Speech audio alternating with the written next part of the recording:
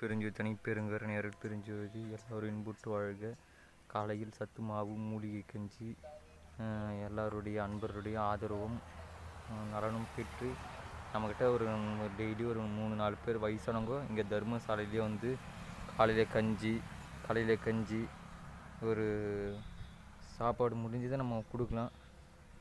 அதே போல் கஞ்சி கொடுக்குறோம், இப்போதைக்கு சாப்பாடும் கொடுக்குறோம். அதே விஷயங்கள் தொடர்ந்து நடைபெற எல்லாருடைய அன்பும் ஆதரவும். அதே போல் இங்கே குரூப் ஓசிடி ஒன்று வரணும், கவர்மெண்ட்டில் அலாட்மெண்ட் பண்ணியிருக்காங்க.